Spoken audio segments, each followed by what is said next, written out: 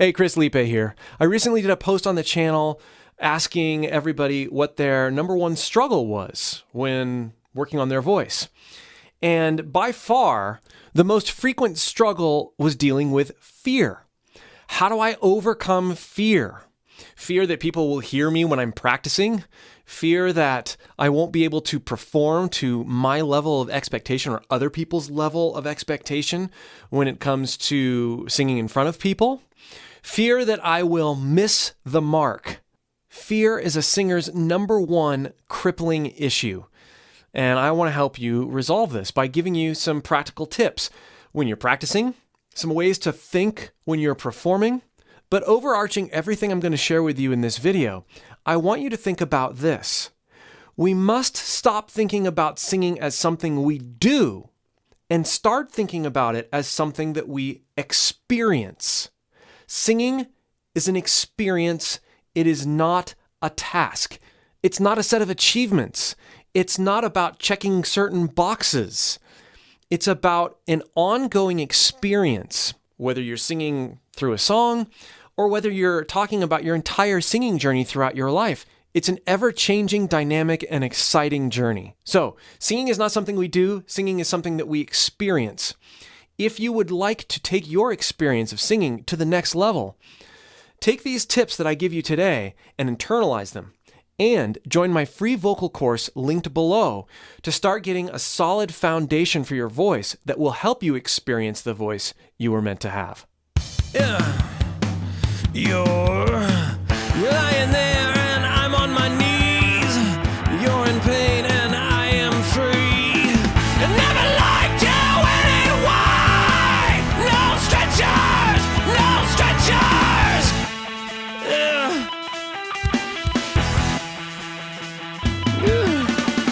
I never liked you anyway. No stretchers, no stretchers.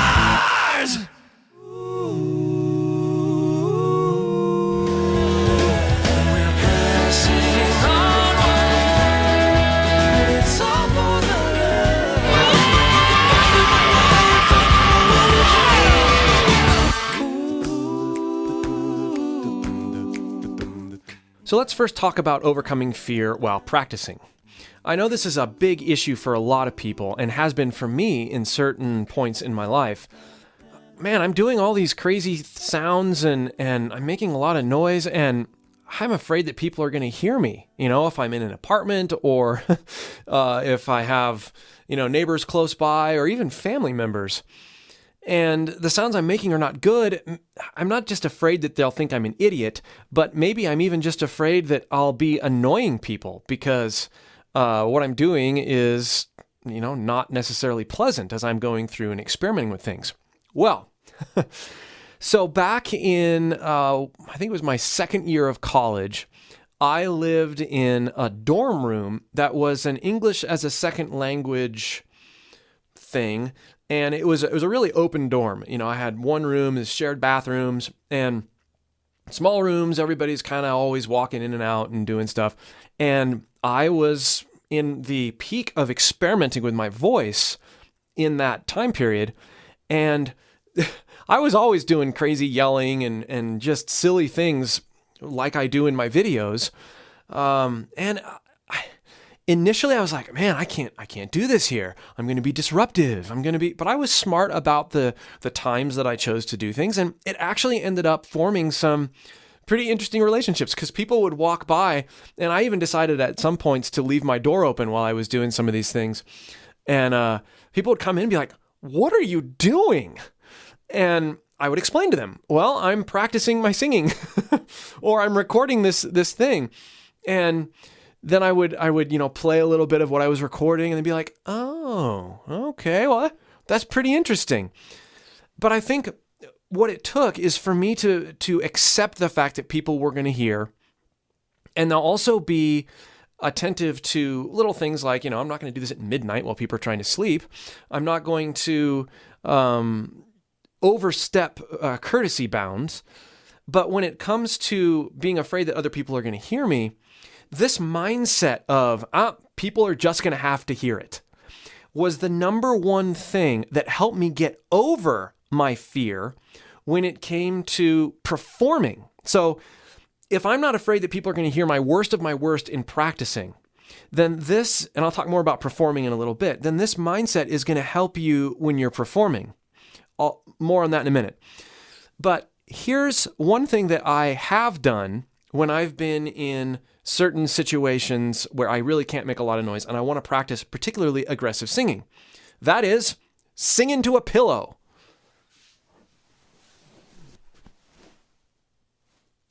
Now, a nice big pillow with a pillowcase will allow you to shout into it. Hey! It's a lot quieter. And if you just put it over your mouth and do whatever you're wanting to do, you can get that feel. Treat the pillow like a microphone, like you're holding a mic. Put it in your face. And of course, the pillowcase keeps it clean and, you can wash it and stuff since you're breathing into it all the time. But this really does work. And, of course, you're still going to make some noise. But if you're concerned about neighbors, I did this technique when I was in the dorm, but when I was also in an apartment where I was practicing and I had, I shared walls with people and it worked. I also recommend if you have a car, practice in your car. Cars are quite sound dampening. You can't hear a lot on the outside. Most of the time when you're driving, other people are also in their car. You probably won't be heard. So if you need settings where you just want to be able to cut loose and you don't want people to be heard or to hear you, try your car. Try a pillow. Now let's talk about performing. There's this understanding that when you're practicing, you've done your stupid sounds, but when you're performing, you should get things right? That's what you practiced for, so that you don't have to sound like an idiot when you're singing live or when you're laying down something in the studio. But here's the perspective that we need to take.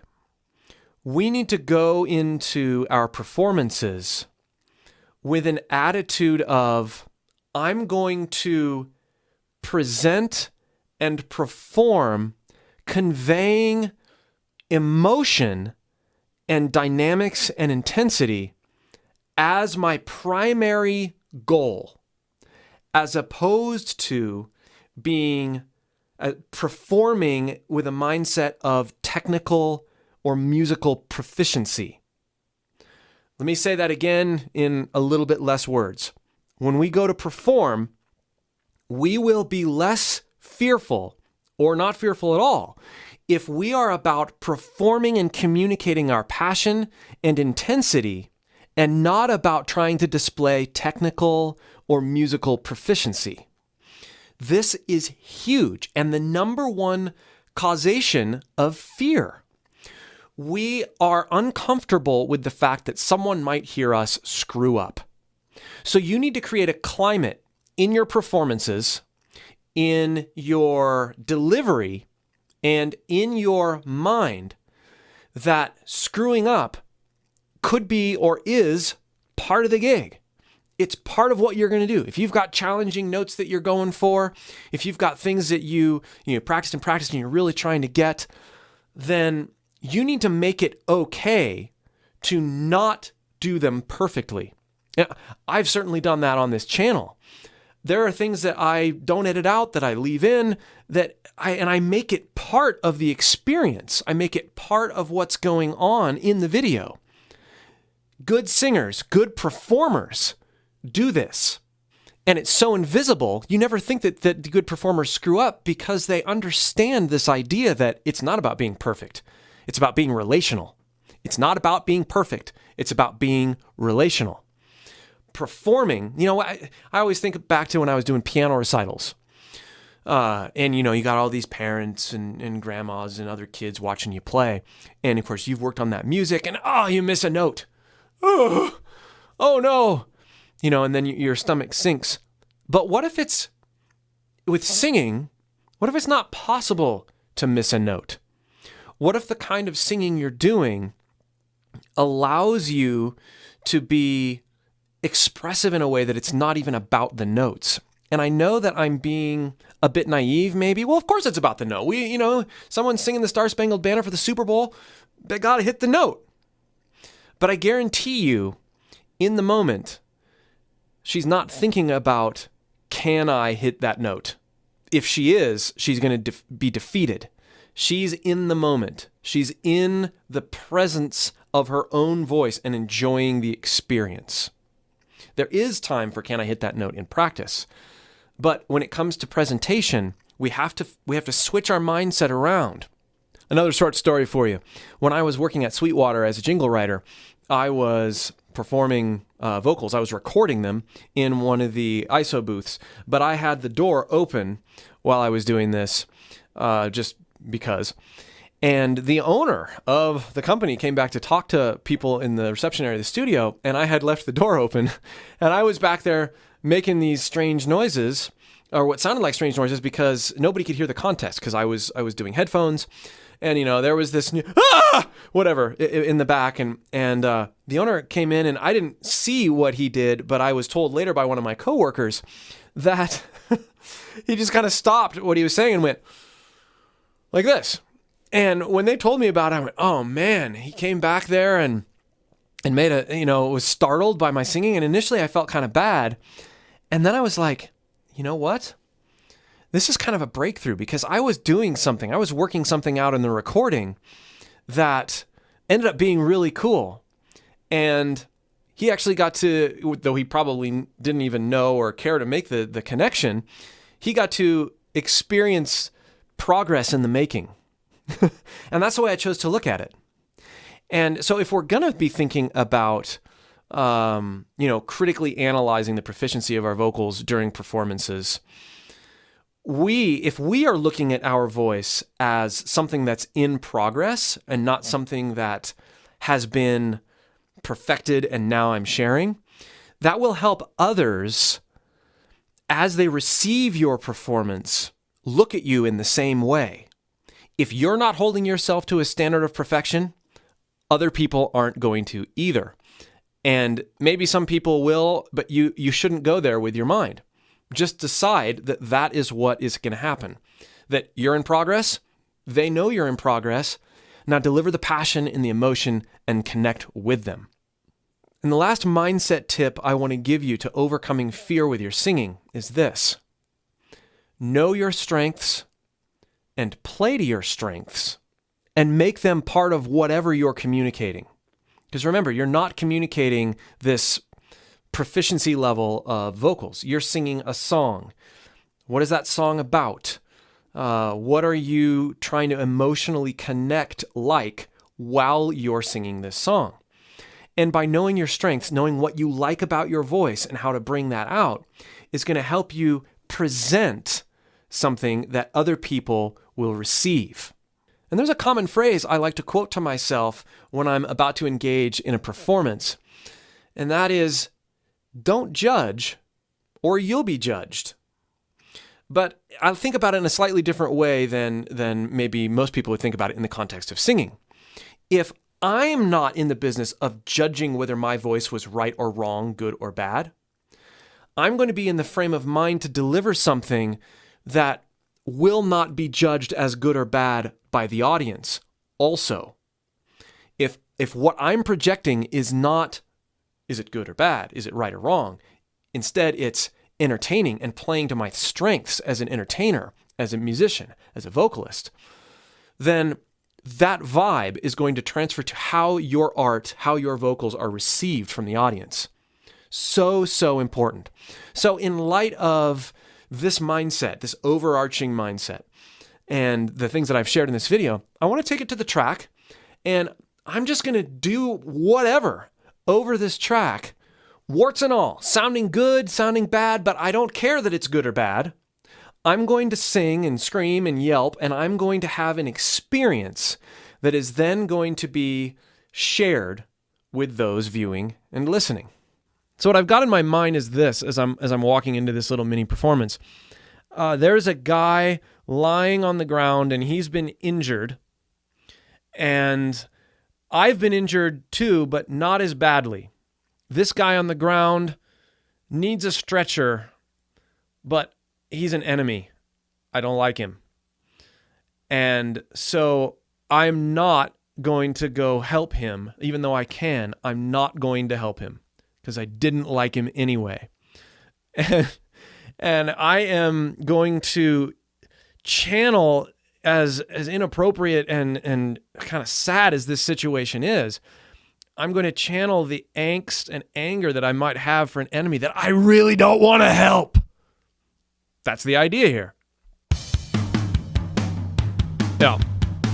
You're lying there and I'm on my knees. You're in pain and I am free. I never liked you anyway. No stretchers, no stretchers. I never liked you anyway. No stretchers, no stretchers. I never liked you anyway. No stretchers, no stretchers. Now, was I thinking about I had to hit that C sharp exactly perfectly? Was I thinking about the range that I was singing in? Was I thinking, no, I wasn't thinking about any of that. I am angry! And I want to get out of there because I'm injured too, and I don't want to help this guy, even though I feel like I should.